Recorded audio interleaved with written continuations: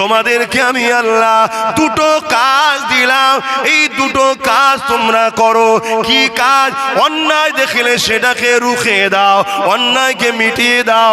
দ্বিতীয় নম্বর কাজ হলো আমার জমিনের ওপরে ন্যায় প্রতিষ্ঠিত করো, আমার জমিনের ক্ষুধার্তকে খানা খাওয়াও, আমার জমিনের এতিমের সাথ দাও, আমার জমিনে বিধবাদের অধিকার দাও, আমার জমিনের ওপরে ন্যায় প্রতিষ্ঠিত করো, আমার জমিনের ওপরে ঘুষ বন্ধ করো, আমার জমিনের ওপরে সুদ বন্ধ করো, আমার জমিনের ওপরে জেনা বন্ধ করো, আমার জমিনের ওপরে খুন বন্ধ করো, আমার জমিনের ওপরে দুর্নীতি বন্ধ করো, আমার জমিনের ওপরে চুরি বন্ধ করো। এ উম্মতে মুহাম্মাদি, আমি আল্লাহ তোমাদেরকে এই জমিনের ওপরে প্রতিনিধিত্ব করার জন্য পাঠিয়েছি। তোমরাই তো লিডারশিপ, তোমরাই নেতা, তোমাদেরকে আমি আল্লাহ লিডারশিপ দিবার জন্য পাঠিয়েছি। কিন্তু আজকে জমিনের মধ্যে এ উম্মতে মুহাম্মাদি, আজ আমাকে বলতে বড় দুঃখ লাগছে, আমরা রসুল ছেড়ে দিয়ে নবী থেকে দূরে সরে গিয়ে দুনিয়ার মুনাফিক বেঈমান চক্রান্তকারী নেতাদের খপ্পরে পড়ে আমরা আজকে দুনিয়া জমিনে নেতৃত্ব দেওয়া তো দূরের কথা, প্রতিনিধিত্ব করা তো দূরের কথা, শ্রেষ্ঠ উম্মত তো দূরের কথা, আজ আমাদেরকে মেরে যদি দিতে পারে তাকে পুরস্কৃত করা হচ্ছে। বলো, একটা কুকুর মারলে হয়তো কেস হবে, মুসলমান মারলে এখন কেস টেস নেই। এর দোষটা কি আমাদের না? হ্যাঁ কি না? আমরাই ভুল করেছি। ওই ভুলটা কি যে জন্য আল্লাহ পাঠালো সে কাজ ছেড়ে দিয়েছি। তোমাকে বর্ডারে পাঠানো হয়েছে, মাইনে দেওয়া হচ্ছে কি, যাতে বিদেশি শক্তি আমার দেশে হামলা না করে, তার জন্য পাহারা, দেশের মাল ইদিক উদিক না হয়ে যায়। যদি সেই কাজ না করে তাহলে তাকে রাখবে? তাহলে আমাদেরকে আল্লাহ বানিয়েছে কি জন্য? আল্লাহর জমিনে অন্যায় বন্ধ করতে হবে। আমরা মনে করি যে শুধু নামাজ পড়তে পাঠিয়েছে। এই জন্য একদল লোক আছে শুধু নামাজ, রোজা, দাঁড়িয়ে টুপি, হজ যাকাত ছাড়া তাদের কাছে কোনো হজই নেই। আর ভালো কথা, নামাজের কথা বলতে হবে, 100 বার বলতে হবে, কিন্তু নামাজ পড়াও যদি জালিমের সাথ দেয়, ও নামাজির নামাজ তো দূরের কথা, ও ইসলাম থেকে বেরিয়ে যাবে। এটা কি জানো? বলো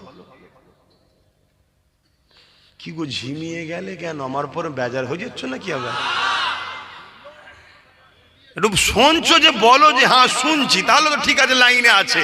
আর নাই ভাববো আমি রং রোডে গাড়ি ঢুকিয়ে দিলাম না কি রে বাবা, অ্যাক্সিডেন্ট হবার আগে গাড়ি ব্যাকে নিয়ে চলে আসা দরকার।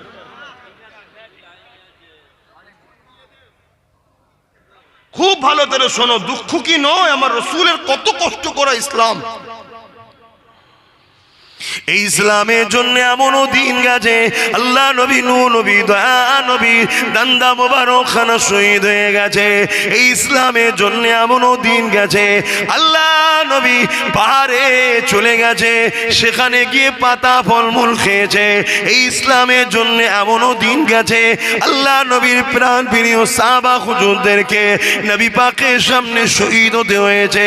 এই ইসলামের জন্য এমনও দিন গেছে, তায়েফের জমিনে তোমার আমার নবী যিনি আজও মদিনার জমিনে তোমার আমার জন্য কাঁদছে।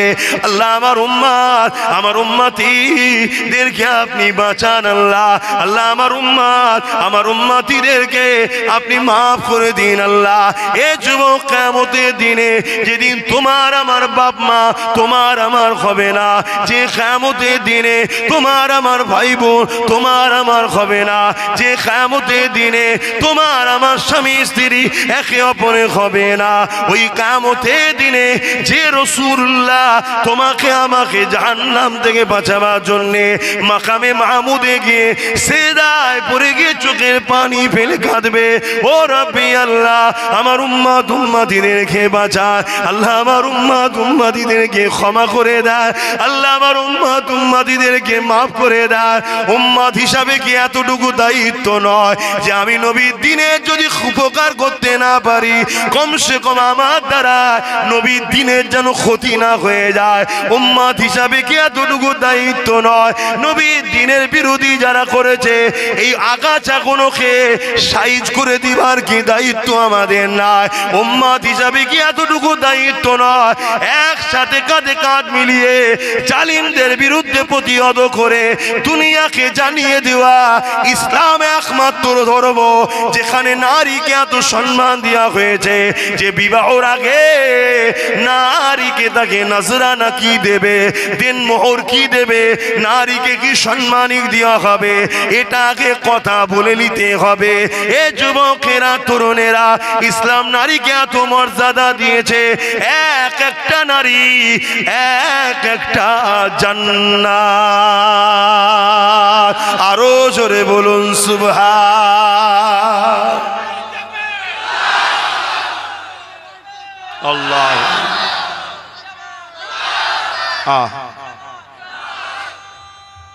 আল্লাহ বলো আমার ভাইয়েরা, দুনিয়াদারি করতে গিয়ে আমার রসুলের কষ্টের ইসলামটাকে ভুলে গেলাম আমরা। বলো, আজকে সবাই সবার জন্য চাইছে আসো আমার ঘর বাঁচাও, ইনি বলছে আসো আমার ঘর বাঁচাও, ইনি বলছে আসো আমার ঘর বাঁচাও, বিনিময়ে আমাদেরকে গেঁজার কেসে জেল ছাড়ার কি দেয়?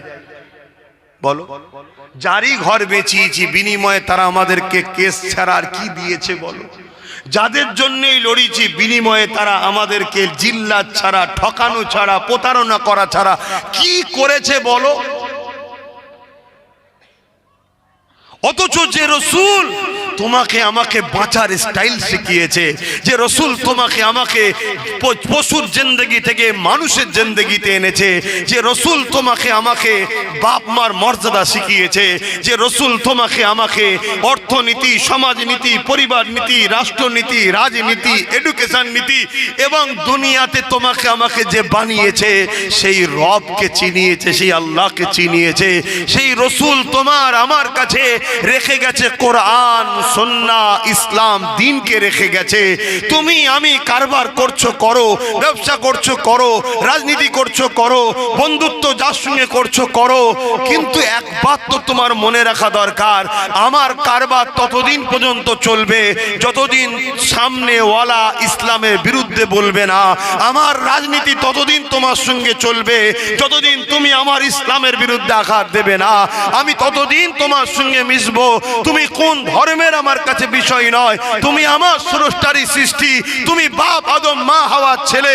তুমি হিন্দু তো কি হয়েছে, আদিবাসী সাঁওতাল বাগদি তো কি হয়েছে, জবাব তুমি স্রষ্টার কাছে দেবে ভুল ঠিকের। কিন্তু মানুষ হিসাবে আমি তোমার সঙ্গে মিশবো ততদিন পর্যন্ত যতদিন তুমি আমার জানের থেকে প্রিয় দ্বীন ইসলাম আমিনার লালের উপরে আঘাত দেবে না, ততদিন তোমার সঙ্গে আমার সম্পর্ক মধুর থাকবে।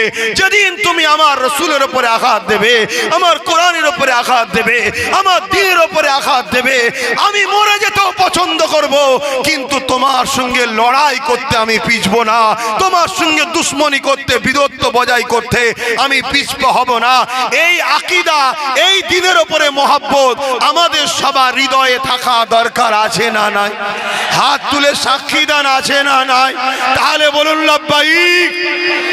সবাই বলুন ইয়া রাসূলুল্লাহ, হাত লম্বা করে বলুন লাব্বাইক লাব্বাইক লাব্বাইক।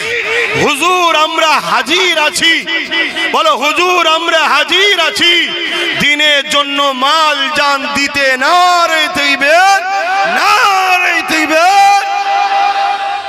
কিন্তু সব কিছুর আগে একটা প্ল্যান তৈরি করতে হয়তো নাকি? আর প্ল্যান করে কাজ করবে, আবেগে নয়, জোশে নয়। জোশ আনো, হুঁশ হারিয়ে নয়। কথা মাথায় ঢুকছে তো নাকি? আমি ভুল করেছি, আমার বাপকে গাল দেবে, এটার নাম ইসলাম নয়। একজনকেও ভুল করবে তার জন্য তার জাতকে গাল দেবে, এটার নাম ইসলাম। আমরা যে অন্যায় করেছে তাকে শুধু চিনি, ঠিক তো নাকি? তো ভাইয়েরা আমার, তাহলে আজকে সেই জায়গায় আমার রসুল কত কষ্ট করেছে এই ইসলামের জন্যে। আজকে সেই ইসলামকে আমেরিকাতে মিটাবার চেষ্টা করছে, ব্রিটেনে মিটাবার চেষ্টা করছে, ফ্রান্সে মিটাবার চেষ্টা করছে, স্পেনে মিটাবার চেষ্টা করছে। এমন করে পৃথিবীর প্রতিটা জায়গাতে ইসলামের বিরুদ্ধে নানা রকম কার্টুন তৈরি হচ্ছে, নানা রকম ফিল্ম বানানো হচ্ছে, নানা রকম বিদ্বেষ তৈরি হয়েছে। এই আবহাওয়া কিন্তু আমার ভারতে ছিল না। যেদিন থেকে এই অপদার্থ অনুপযুক্ত কেন্দ্রে বিজেপি সরকার এসেছে, সেদিন থেকে বারবার আমার ইসলামের উপরে আঘাত দেওয়ার একটা যেন ফ্যাশন তৈরি হয়েছে। এ থেকে বোঝা যাচ্ছে গভর্নমেন্ট পিছন থেকে মাদত দিচ্ছে। শুনছেন তো নাকি? আমার কথায় অসুবিধা হচ্ছে আপনাদের? না আপনি বলবেন যে হুজুর সব ঠিক আছে, ওই রাজনীতির বিষয়টা একটু না বললে হয় না? তাহলে তো ফেরাউনের বিরুদ্ধে বলা যাবে না? ফেরাউন রাজনীতির নেতা ছিল তো নাকি? এই ফেরাউন রাজনীতির নেতা নয়? একটু বলবেন তো হ্যাঁ কি না? হ্যাঁ, মিশরের রাজা ছিল তো, রাজনীতি করতো তো নাকি? আসলে নমরুদের বিরুদ্ধেও তো বলা যাবে না, কারণ নমরুদ তো তামাম পৃথিবীর রাজা ছিল। তাহলে তো আবু জেহেল, উতবা, সাইবা, ওদিকে এজিদ, এদের বিরুদ্ধে তো বলা যাবে না। কি বলছেন? আব্বাস সিদ্দিকী কিছু ভুল করছে, কিন্তু কিছু মৌলী সাহেব যেন মনে হচ্ছে তাদের নজরে আমি একটু ভুল মতো। আরে এখানে নেই তো কি হয়েছে, দূরে তো আছে। তারাই তো চলে যাবার পর এদের মাথাকে অস করে আমার বিরুদ্ধে। নাই যে জোয়ার, যে ঐক্য, যে একতা আল্লাহ পাক কারো দ্বারা কিছু করিয়ে নেয় ইনশাল্লাহ। তা আগামী দিন ইনশাল্লাহ যদি আমার উলামা ভাইয়েরা, ইমাম সাহেব ভাইয়েরা যদি পক্ষে নাও আসে, যদি চুপ থাকে, এমন একটা জায়গায় পৌঁছে যাব না, সবার দাঁত ভেঙে দিবার মতো ক্ষমতা রাখবো, মানে জালিমদের। কিন্তু পিছন থেকে কামড়ে নিচ্ছে না, আর সাধারণ ছেলে ভাবছে ইও তো মৌলী সাহেব টাইপের। কিন্তু সাধারণ লোক তো জানেন না যে উলামা দুই ধরনের, একটা খাইরুল উলামা, একটা সারুল উলামা। এলেম অর্জন দুজনই করেছে, একজন দুনিয়ার জন্য এলেমকে খরচ করে, একজন আল্লাহ, দিন হলো মাকসাদ। দিনের স্বার্থে হাজারো জায়গায় সে যায়, কিন্তু মাকসাদ তার দিন, মাকসাদ তার আল্লাহ, মাকসাদ তার রসুল। হক উলামা চিনারও একটা নমুনা হলো, হক উলামা কখনো জালিম শাসকদের সঙ্গে বন্ধুত্ব করতে পারে না। কথা মাথায় শুনবে?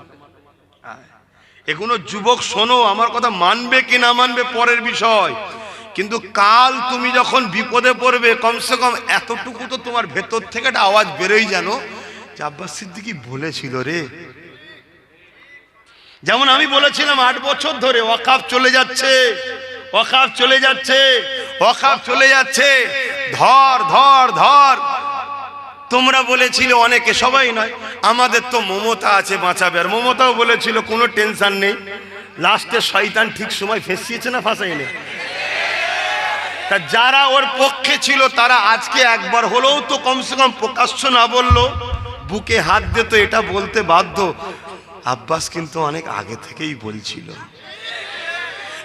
আজও আমি তোমাদেরকে বলে যাচ্ছি, কমসে কম ওই দিনটা যখন ঘটবে তখন তোমরা যাতে বলতে পারো যে সত্যি তোরে এদেরকে উলামা মনে করে এদের কথা শুনে তো বিরাট ভাষা ফেসেছি।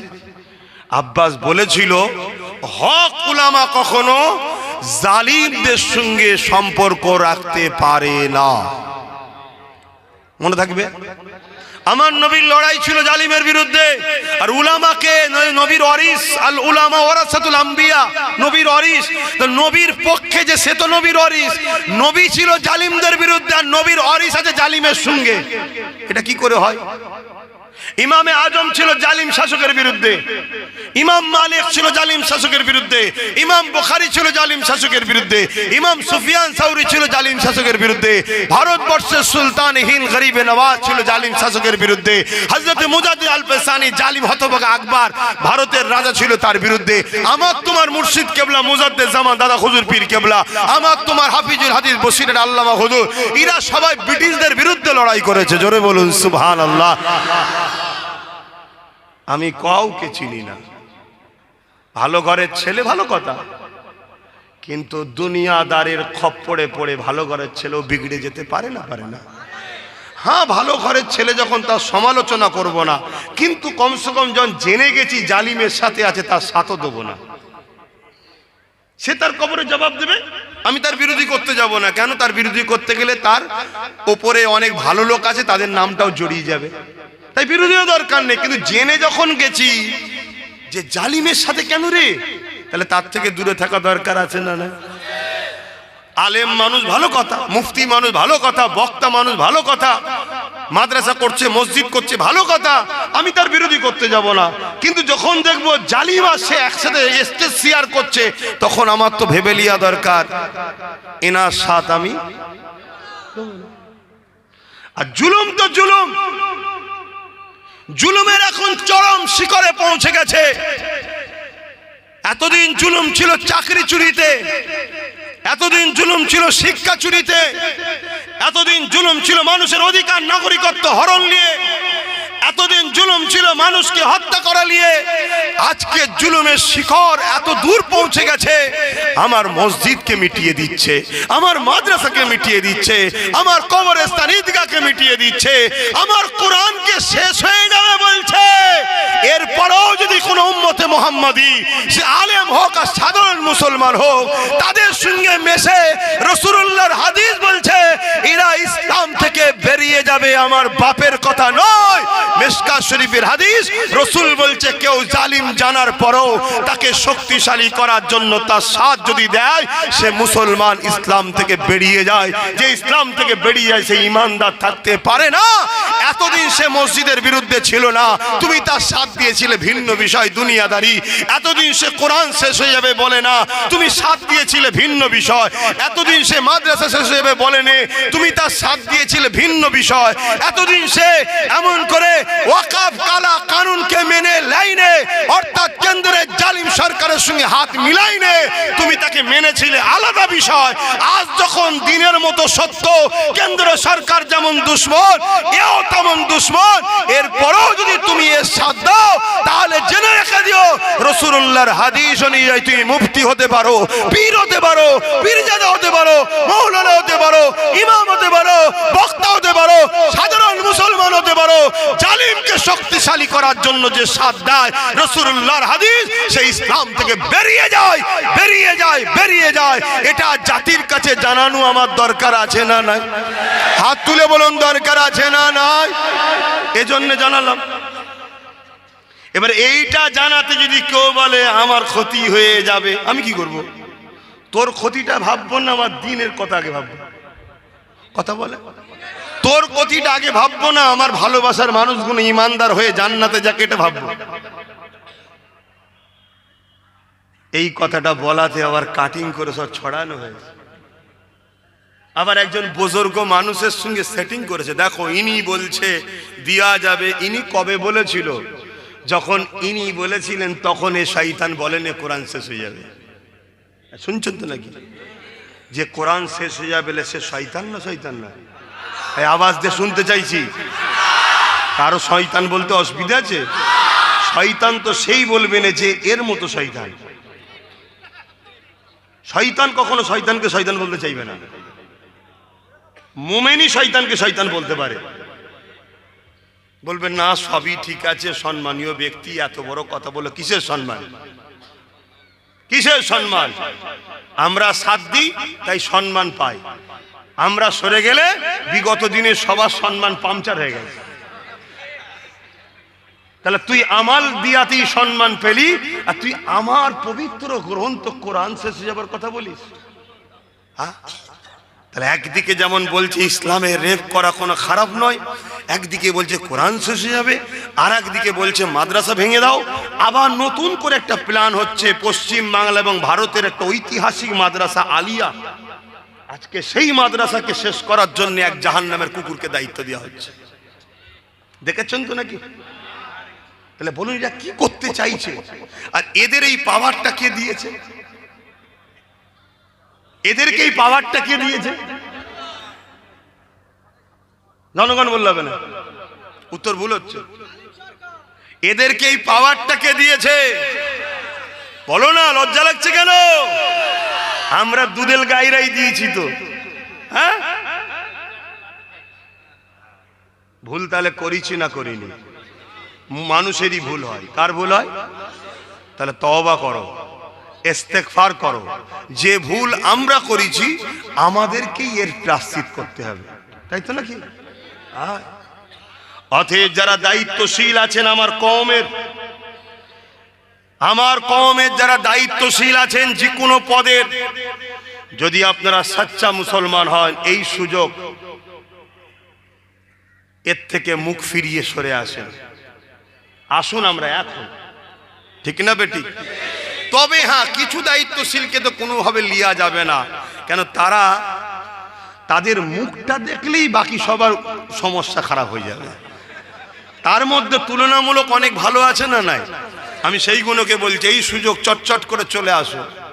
আর নাই খোদার গজব, বাবরি মসজিদ শহীদ হয়েছিল যাদের দ্বারা, খোদার গজব কি হচ্ছে দেখেছেন তো? সারা দুনিয়ায় তার হাহা করে বেরিয়ে বেড়াচ্ছে। কি কত শক্তিশালী ছিল, আজকে সারা ভারতে তারা ঝাড় খেচ্ছে। এটা খোদার মার। কথা বুঝে আসছে? বিগত দিন, তাই আমি আপনাদের বলবো এমন ক্ষতি না হয়ে যায়। বিগত দিন যে বলেছিল মাদ্রাসায় জঙ্গি তৈরি হয়, তার উপরে খোদার মার কি হয়েছে দেখেছেন? কথা বলছে না তো? হ্যাঁ, কিন্তু তারা যদি শুধরে যায়, পরিবর্তন হয়, ক্ষমা চেয়ে এলাই, গণতান্ত্রিক দেশ, সবাই মিলে মিলেমিশে থাকতে হবে, ঠিক তো নাকি? এবং বর্তমান যে শয়তানি করছে, সেও যদি বলে আমি শয়তান আর থাকবো না, পরিবর্তন হতে চাই, ক্ষমা চাইছি, তাহলে ভিন্ন বিষয়।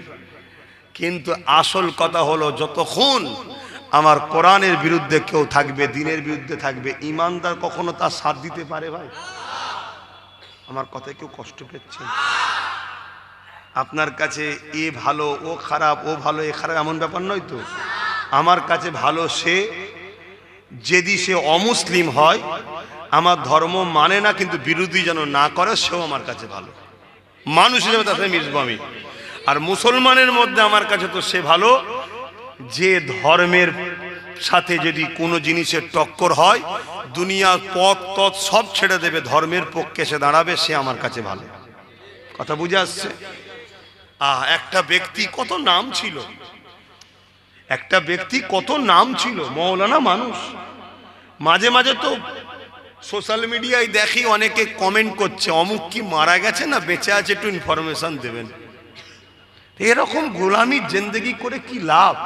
বেরিয়ে আসেন না, আপনার মন্ত্রী হবার শখ হন না, আমরা সাপোর্ট করবো। কি করবেন না ভাই? তুই মৌলানা মানুষ, আমরা সাপোর্ট করব, কিন্তু তা বলে তুমি এই জালিমদের সঙ্গে দালালি করলে হবে? বেরিয়ে আসেন, আমরা সাপোর্ট করবো। আপনার মন্ত্রী হবার শখ, তবে মন্ত্রী হন। কি আমার কথা ভুল হচ্ছে নাকি? যুবকেরা মনে রেখে দিও, কিয়ামতটা কিন্তু বড় কঠিন হবে। হে আমার নওজওয়ানেরা, তরুণেরা, হে আমার উলামা ভাইয়েরা, হে আমার ইমাম ভাইয়েরা, হে আমার মুহাদ্দিস মুফাসসিরিন ভাইয়েরা, হে আমার নওজওয়ানেরা, আমি কাউকে ব্যক্তিগত আক্রমণ করছি না, দিনের স্বার্থে বলতে লেগেছি। ভুল আমার আছে, আপনাদেরও আছে, ভুলের মাপ আছে। দিনের ক্ষতি ও ক্ষতিকারকদের সঙ্গে সাথ দিলে আল্লাহ পাক ক্ষমা করে দেবে না। কেননা এই দিনের জন্য আমার রাসূলুল্লাহ জীবনে এত কষ্ট গেছে। এ যুবকেরা, তরুণেরা, ইতিহাসের পাতা সাক্ষী দেয়, আল্লাহ নবী, নূহ নবী, দয়া নবী যখন বললে, কে আছো বাবা, ইসলামের জন্য মাল দাও বাবা। জালিমরা গোপনে গোপনে দল তৈরি করেছে, জালিমরা গোপনে গোপনে টিম তৈরি করে ফেলেছে, ইসলামের উপরে আঘাত করবে, মদিনার উপরে আঘাত করবে। কে আছো বাবা, দিনের জন্য মাল লাগবে বাবা, মাল দাও। সাহাবা হুজুররা যার যেমন আছে দিতে লেগেছে। ওই সময় দেখা যায় এক মহিলা এসে আল্লাহ নবীর দরবারে হাজির হয়ে গেলে, আল্লাহ নবীকে সালাম দিলে, সালাম দিবার পরে বলতে লাগলে, ইয়া রাসূলুল্লাহ, হাবিবাল্লাহ, শুনলাম আপনি দিনের জন্য মাল চাইছে। আল্লাহ নবী বললেন, হ্যাঁ মা, কেননা জালিমরা চক্রান্ত করেছে, তারা গোপন গোপনে গোপনে প্রস্তুত হয়েছে ইসলামের ওপরে আঘাত করবে বলে। এই জন্যে মা এই দিনের লড়াইতে, এই দিনের জালিমদের মোকাবেলাতে যারা মাল দেবে আল্লাহ পাক তাদেরকে জমিন আসমানের মতো বড় বড় জান্নাত দিয়ে দেবে। তরুণেরা, ওই মহিলা তখন কি বলেছিলে, ইয়া রাসূলুল্লাহ হাবিবাল্লাহ, আমার স্বামী না, হুজুর স্বামী থাকলে আপনার কাছে পাঠিয়ে দিতা। এই জন্য আমি মা নিজে এসে হাজির হয়েছি, আমি দিনের জন্য কিছু দিতে চাই। আল্লাহ নবী বললেন, মা কি দেবেন আপনি?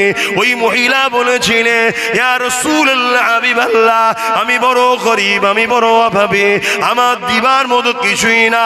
এই যে আল্লাহ আমাকে ছেলেটা দিয়েছে, এ যুবক মন দিয়ে শোনো, আল্লাহ ছাড় দিয়েছে, ছেড়ে দেয়নি।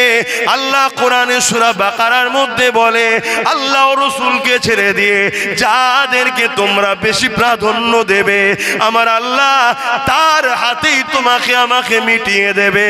আমাদের তো সেই দিন বুঝে নেওয়া দরকার ছিল, যেদিন দাদা হুজুরের দরবারে প্রশাসন পাঠিয়েছিল, সেই দিন তো বুঝে নেওয়া দরকার ছিল। যেদিন আমল করে দুর্গাপুরে বুলডোজার দিয়ে মাদ্রাসাকে ভেঙেছিল, সেই দিন আমাদের বুঝে নেওয়া দরকার ছিল। আমল করে যারা বলেছিল রাস্তার কুকুরের বাচ্চাকে খাবার দেবো, মিড ডে মিল দেবো, মাদ্রাসার বাচ্চাকে দেবো না, সেদিন আমাদের বুঝে নেওয়া দরকার ছিল। কিন্তু দেরি আমরা করে ফেলেছি, দেরি হয়ে গেল, এখনো সময় আছে। আল্লাহর কাছে ক্ষমা চাও, তওবা করো, পরিবর্তন হও। হে আল্লাহ, ভুল করেছি, মাফ করে দেন। আমার আল্লাহ বড় দয়ালু, ক্ষমতাবান, আমার আল্লাহ বড় দয়ালু, ক্ষমাশীল, তিনি অবশ্যই দয়া করে দেবে। যে কথা বলছিলাম, কত কষ্ট করে ইসলাম এসেছে, দেখো ওই মাটা বলতে লেগেছে, ইয়া রাসূলুল্লাহ হাবিবাল্লাহ, আমি আমার এই বাচ্চাটাকে ইসলামের পক্ষে দান করতে চাই। আরো জোরে বলুন সুবহান আল্লাহু আকবার, আল্লাহু আকবার। ভাইরা আমার, আজান হচ্ছে, আজানটা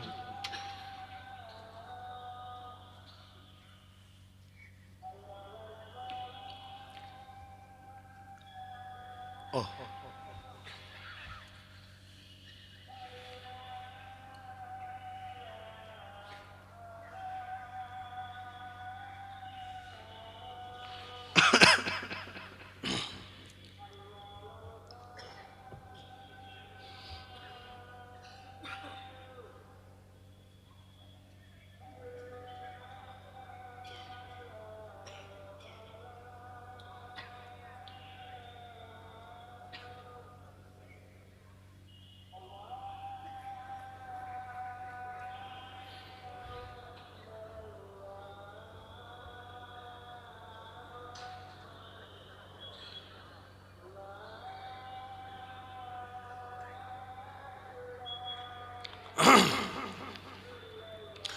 اللهم رب هذه الدعوة التامة محمد الوسيلة الفضيلة وتوسل مقام محمد إلا جواد رزقنا سفر إنك لا إله।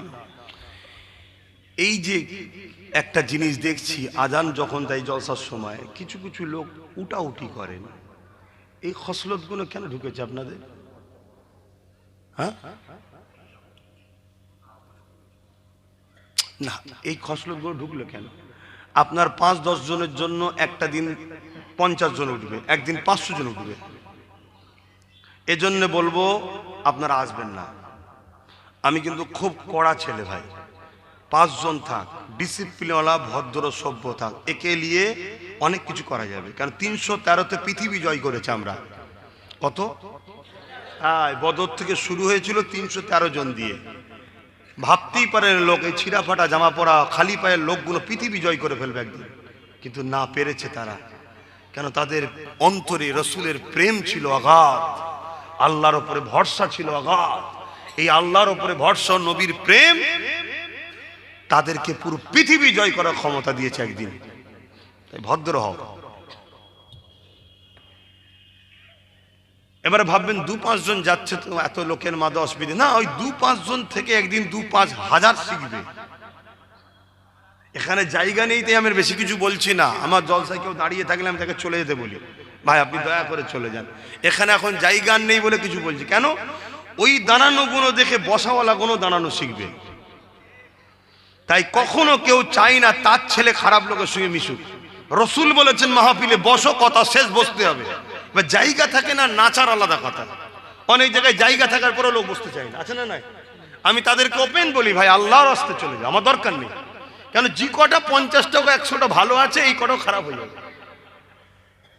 হয়তো আমাকে অনেকে খারাপ ভাবে, আরে যে যা ভাবছে ভাবগে যাক, আমি দুনিয়াকে খুশি করার জন্য হজ করতে এসিনি।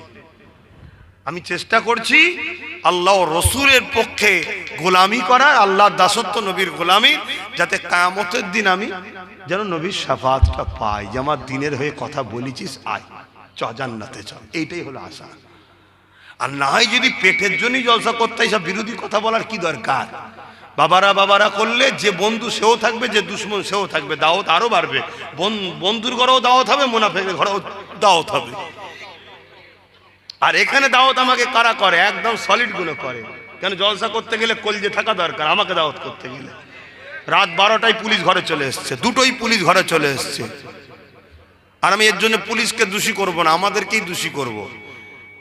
কেন? আমরা বদমাইশদের ঘরে নেতা বানিয়েছি, তারা পুলিশদের হুকুম করে, তারা বেচারি চাকরি করে, নাচারে পরে ছুটতে হয়। কথা বুঝে আসছে না? না, তারপরও আলহামদুলিল্লাহ আমাকে যারা দাওয়াত করে তারা প্রয়োজন হাইকোর্ট পর্যন্ত এখন চিনে গেছে, কোর্টে যাওয়া শিখে গেছে আমার ছেলেরা। আমি মাঝে মাঝে তো শুনে অবাক হয়ে যাই, তুই এত দূর যেতে শিখে গেছিস। যাক, বারেক বিপদ হলো তাই তো শিখছিস। কি? একটা মহিলা একটা সংসার জীবনে, খুব মন দিয়ে শুনবে, সংসার জীবনে বাচ্চা হয়েছে, এই 5-6 মাসের বাচ্চা, মা ইন্তেকাল হয়ে গেছে। এইটুকু বাচ্চার কি হবে? বাপ তা একটা বিয়ে করেছে, বাপ একটা বিয়ে করেছে। তা বিয়ে করার পর 1 বছর পর তারও একটা সন্তান হয়েছে। তাহলে এই বাচ্চাটার বয়স 1.5 বছর। কথা বুঝে আসছে? আর নতুন একটা সন্তান হয়েছে তার সবে। তা 1.5 বছর বাচ্চা, 2 বছরের বাচ্চা যখন হয় তখন ওই বাচ্চাটার বয়স 5 মাস। 2.5 বছর যখন ওই বাচ্চার বয়স তখন 1 বছর। তা নিজের বাচ্চা যেটা হয়েছে 1 বছর বয়স, তাকে কোলে না নিয়ে হাঁটাচ্ছে। আর আগের যে বাচ্চাটা, সতীনের যেটা বলা হয়, যে ভাষা বুঝবেন, তাকে কোলে করে ঘুরছে। অনেকে বলছে, দেখেছিস, আমরা শুনেছি সতীন নাকি কোনোদিন আপন হয় না, মানে কি বলে, সতার মা না কি বলে, আপন হয় না। দেখেছিস কোলে করে ঘুরছে।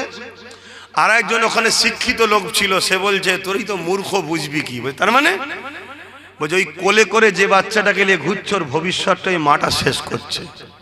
কেন? ও বাচ্চার পা হবে বলে মনে হচ্ছে না। আর নিজের বাচ্চাটাকে পা চলাচ্ছে, ও এত মজবুত হচ্ছে, অনেক দ্রুত ছুটবে। তা কখনো ভালোবাসার নামে যে কি ক্ষতি করা হয় সেটা আমরা বুঝি না অনেক সময়। কথা বুঝে আসছে? অনেকে আছে বদমাইশি দেখার পরও বলে, ঠিক আছে চলো না, তোমাকে ভালোবাসার নামে ক্ষতি করছে, আর আমি হয়তো একটু টাইট দিই, একটু কড়া হই, কিন্তু তোমাকে তৈরি করতে চাইছি। শোনো, লোহার কখনো দাম বাড়বে না যদি তোমাকে আগুনে দিয়ে পিটিয়ে পিটিয়ে ধারালো অস্ত্র না করা হয়, তাহলে তোমার দ্বারাই কখনো বিজয়, যুদ্ধ, লড়াইয়ের কাজে লাগবে না। তাহলে তোমাকেও তৈরি হতে হবে। তাই আল্লাহ তোমাকে আমাকে কখনো কখনো আগুনে ফেলে, কখনো পিটায়, অর্থাৎ আগুনের মতো করে কষ্ট দেয়, কখনো আবার বিভিন্ন পিটানোর মতো কষ্ট দেয়, দিয়ে তোমাকে আমাকে দুনিয়ায় লড়াই করা শেখায়। কিন্তু তুমি আমি পরিস্থিতিটার মোকাবেলা বা পরিস্থিতিকে দেখে শিক্ষা অর্জন করছি না। তুমি আমি সেই এর কোলে, এ তারা মেরেছে ওর কোলে, ও তারা মেরেছে ওর কোলে। আরে নিজের পায়ে দাঁড়ানো শেখো, নিজের পায়ে দাঁড়াও। যে নিজের পায়ে দাঁড়ায় তাকে সবাই স্যালুট করে। আর যে পরের লক্ষ কোটি টাকার অফিসারেও চাকরি করে কিন্তু সে মালিক নয়, পরের নকার, তাকে কেউ স্যালুট করে না। ছোট ব্যবসা হোক, কারবার ছোট হোক, এটা মালিক, তার একটা মিজাজ আলাদা থাকে, আমিই মালিক। ঠিক না বে ঠিক? এগুলো শেখো আমার ভাই, শেখো। তো যা আজান হয়ে গেছে, নামাজ হবে, তো সময় তো কম, আর কথা বাড়াচ্ছি না। আসেন একটু সালাম পড়ে লি। ইয়া নবী সালাম।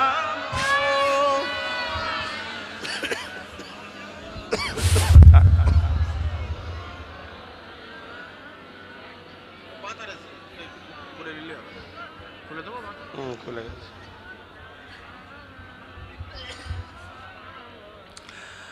আমার ভাইরা, আমি আপনাদের দুশ্মন তো নাকি? সেরকমই মনে হচ্ছে না? তাহলে বুঝো ভাই, বুঝার চেষ্টা করো ভাই, বুঝার চেষ্টা করো। রহমানের রাস্তা আর শয়তানের রাস্তা।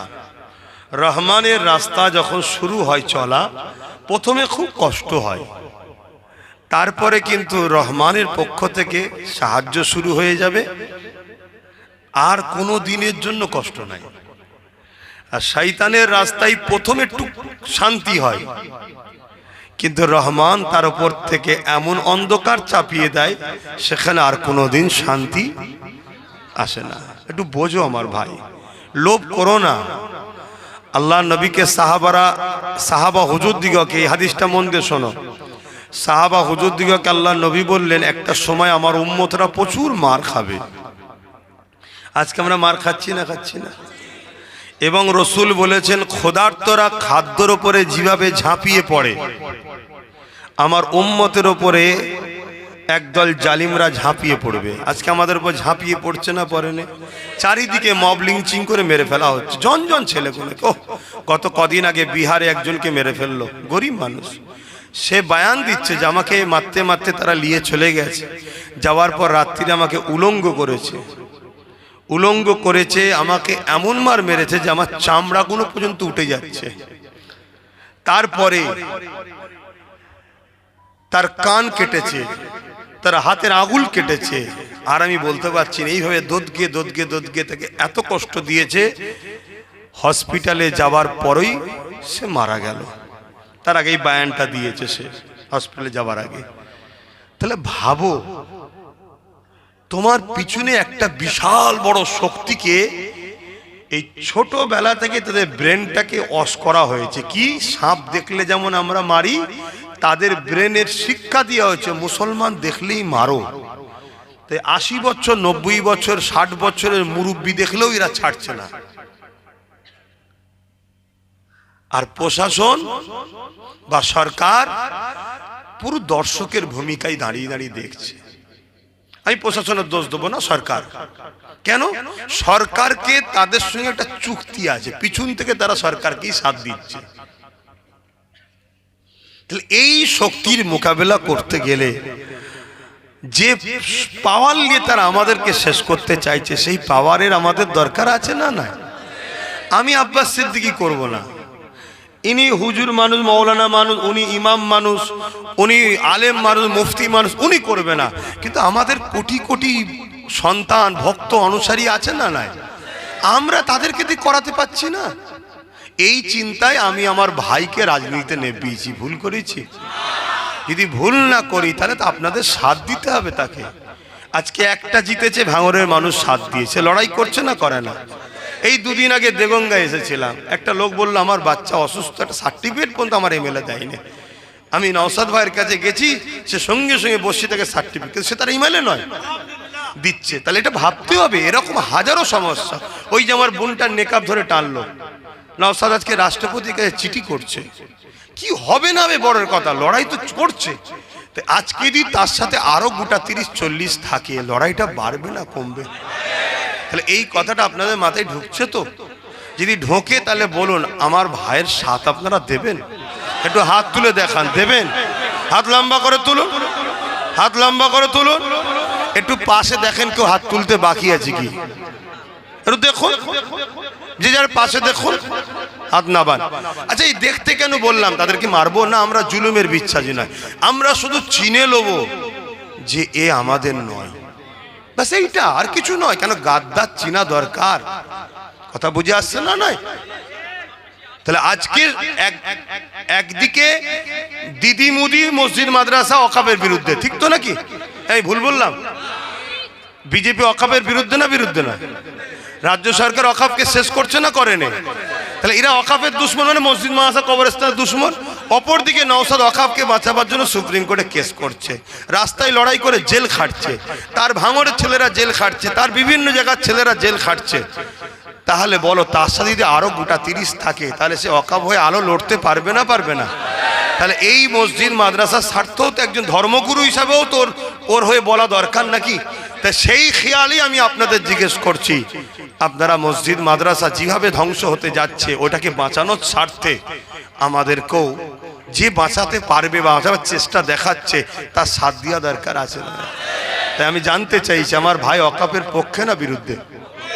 তাহলে ওর সাথ দিতে আপনারা রাজি আছেন? আরো একবার হাত তুলে দেখা, কথা ঠিক তো? কালকে যদি আপনাকে কেউ এসে 10,000 টাকা দেয়, না না আমার কথা শোনেন, শুধু যেদিন ল্যান কি হবে সেটা শুনে নেন। ওই তো বিহারে কোমরে হাত দিয়ে মাথায় হাত দিয়ে নাচছিল বোন আমার, ভোট হচ্ছিল যখন, অনেক দাদা দিদি বোনেরা সব নাচছিল আর ভাজপাকে নিয়ে খুব বলছিল। লাস্টে এখন ওদের কাঁদছে, বলছে কেন কাঁদছো? বলছে আরে 10,000 रुपया दिए थे हम भाजपा को जाके वोट दे दिए, तब अभी भाजपा जीत के हमारा ही घर तोड़ रहे। এখন বিজেপি জিতে যারাই 10,000 টাকা নিয়ে ভোট দিয়েছিল তাদেরই ঘর ভাঙছে। তাহলে কাল তোমাকে যদি সামান্য দিয়ে তোমাকেই শেষ করে দেয়, এর চেয়ে বড় বোকামি কি আছে?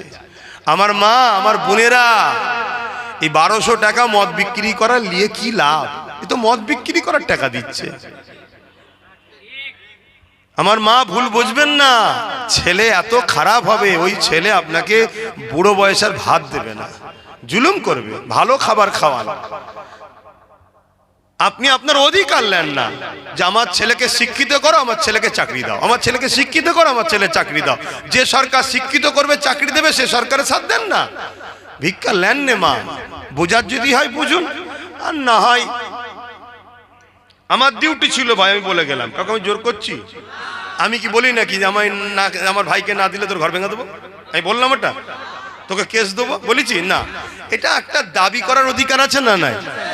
আপনারা এতগুলো মানুষ আমাকে ভালোবাসেন, এসেছেন, তা আমার দায়িত্ব তো যে আজকে একদিকে বিজেপি একদিকে দিদি দুজন মিলে রাজ্য ও দেশটাকে শেষ করছে।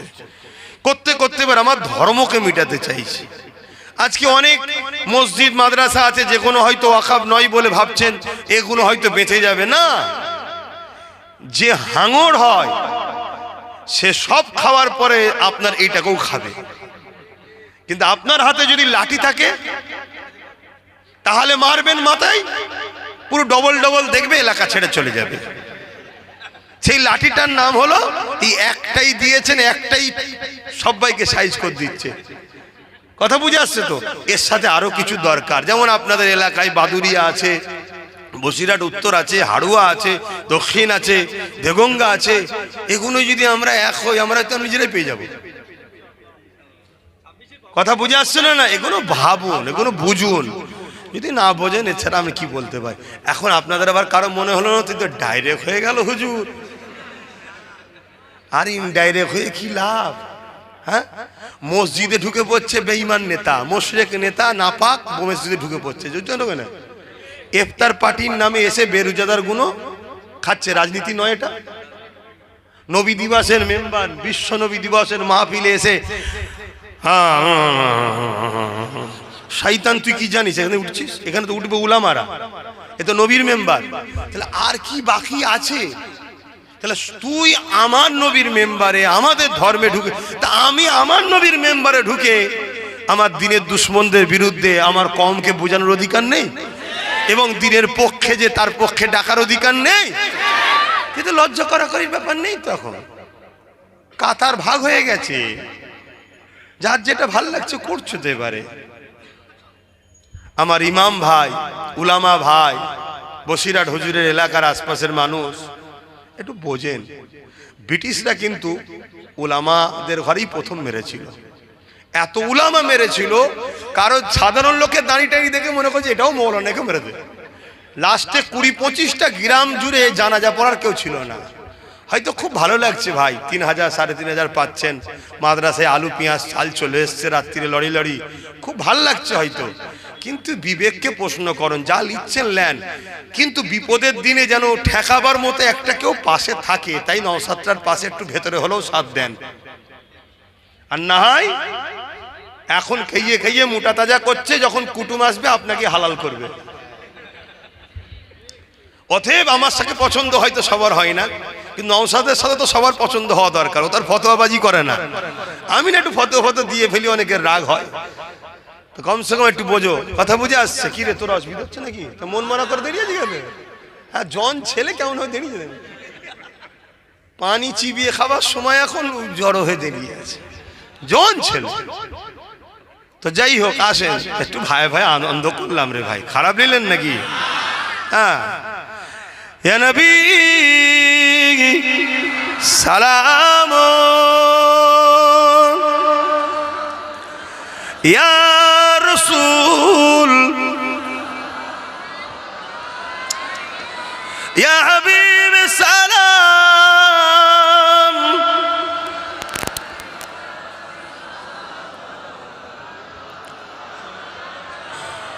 তালাল বদরু আলাইনা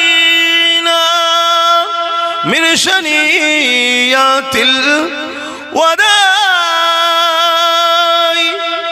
ওয়াজাবা শুকরু আলাইনা মাদা লিল্লাহ আহিদাই, ইয়া নবী সালাম,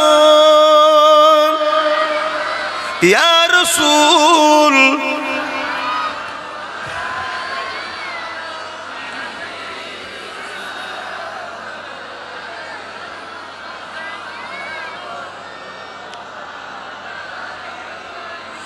কঠিন হাসরের দিনে কি আছে মোদের কপালে,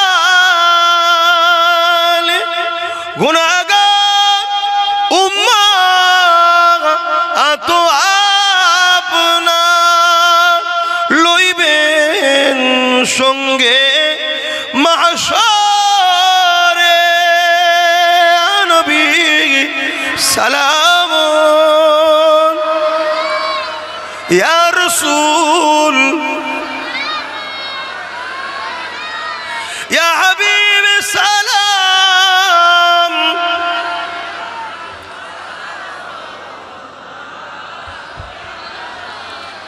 সকলে বসেন, বালাগাল উলা বিকামালি।